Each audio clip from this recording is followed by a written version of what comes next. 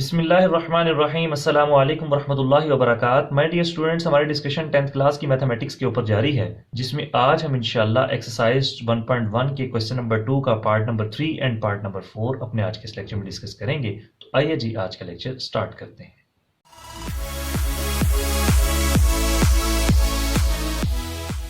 ले जी part number 3 solve करते हैं। जी पार्ट नंबर 3 सॉल्व करने से पहले हमें क्या करना पड़ेगा, क्वाड्रेटिक इक्वेशन की स्टैंडर्ड फॉर्म के अकॉर्डिंग अरेंज करना पड़ेगा, क्योंकि क्वाड्रेटिक इक्वेशन की स्टैंडर्ड फॉर्म बनी हुई है, हमने सिर्फ उसको अरेंज करना है।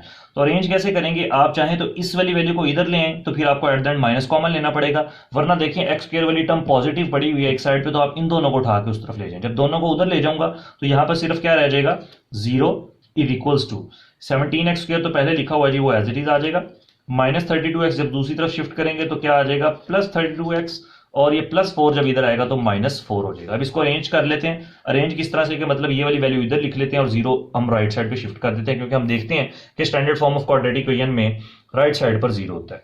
तो इसको अरेंज भी कर देते हैं। तो क्या आ जाएगा, 17x square plus 32x minus 4 is equals to 0।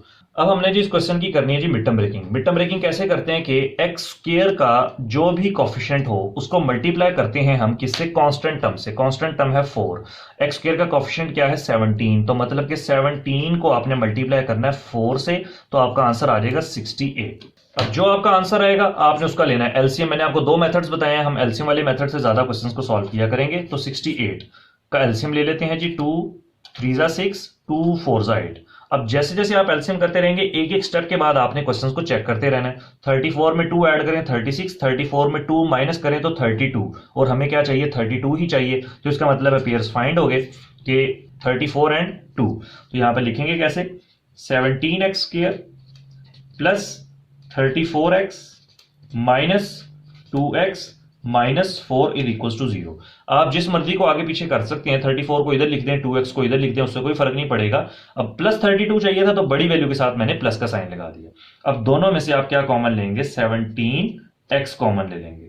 तो 17x मैंने अगर कॉमन ले लिया तो बाकी रह जाएगा जी x प्लस 2, और इन दोनों में से माइनस 2 कॉमन लूंगा तो माइनस की वजह से साइन भी चेंज हो जाएगा, और x प्लस 2। आप ये देखें दोनों ब्रैकेट्स भी सेम आ गए, इसका मतलब है जो क्वेश्चन आपने अभी तक किया वो बिल्कुल ठीक है। तो जो ब्रैकेट्स जो सेम है एक दफा उनको लिख देंगे और एक दफा 17x माइनस 2 को लिख देंगे इक्वल टू 0। अब बारी बारी दोनों को इक्वल टू 0 पुट करेंगे तो x plus 2 equal to 0 and 17x minus 2 equal to 0। तो यहां से जब प्लस 2 दूसरी तरफ शिफ्ट करेंगे तो आंसर आ जाएगा माइनस 2, और यहां से 17x ये माइनस 2 जब उधर मूव किया तो आंसर आ गया प्लस 2, और x की वैल्यू हमने फाइंड करनी, 17 यहां पर मल्टीप्लाई हो रहा है तो 2 के नीचे जाकर डिवाइड हो जाएगा और ये आपका आंसर आ जाएगा। तो नीचे आप क्या लिख देंगे जी, सोल्यूशन सेट, और सोल्यूशन सेट में अपने दो आंसर्स मेंशन कर देंगे जो भी हमने निकाले, 2 और माइनस 2 और 2/17। ये है जी आपका पार्ट नंबर 3। जी पार्ट नंबर 4 स्टार्ट करते हैं। X square minus 11x is equal to 152 quadratic equation की स्टैंडर्ड फॉर्म में सबसे पहले कन्वर्ट करेंगे और उसके अकॉर्डिंग ही अरेंज करेंगे। एक्स स्क्वायर माइनस 11x, ये प्लस 152 जब यहां पर मूव करेंगे तो माइनस 152 इक्वल टू 0। फिर वही तरीका कि कांस्टेंट टर्म को एक्स स्क्वायर के कोएफिशिएंट से मल्टीप्लाई करके एलसीएम लेंगे, सारा वही काम जो मैं आपको सिखा चुका हूं। तो इसके पेयर जब आप एलसीएम के तरीके से खुद फाइंड कीजिएगा, मैं आपको डायरेक्ट क्वेश्चन को सॉल्व करके दिखा रहा हूं। जब आपकी भी प्रैक्टिस हो जाएगी तो इंशाल्लाह आप भी डायरेक्ट को पेयर्स बना लिया करेंगे, क्वेश्चन को देख के ही आपको अंदाजा हो जाएगा कि पेयर्स क्या बन रहे हैं। तो x square minus 19x plus 8x minus 152 is equal to 0। ये दो पेयर्स बनेंगे, इन दोनों को सॉल्व करें तो माइनस 11, अगर प्लस माइनस करें और मल्टीप्लाई करें तो माइनस 152x स्क्वायर। तो पहले दोनों में से x कॉमन लेंगे तो बाकी रह जाएगा जी x माइनस 19, अगले दोनों में से प्लस 8 कॉमन लेंगे तो रह जाएगा x minus 19 is equal to 0। आप एक काम कीजिएगा, जब इस तरह क्वेश्चन सॉल्व कर रहे हो तो इसको इससे मल्टीप्लाई करके चेक भी कर लीजिएगा कि 152 बन भी रहा है या नहीं बन रहा, क्योंकि बच्चों के दिमाग में होता है कि ये दोनों ब्रैकेट्स हमेशा सेम आनी है, तो वो यहां पर कॉमन कुछ भी लेके तो ब्रैकेट्स को सेम कर देते हैं। तो इसलिए आप एक बार मल्टीप्लाई करके चेक कर लीजिएगा कि अगर गलती हो तो आपको इसी स्टेप में पता चल जाए। अच्छा जी, अब क्या करेंगे, जो दो ब्रैकेट सेम है उनको एक दफा लिख देंगे, x minus 19 and x plus 8 equal to 0।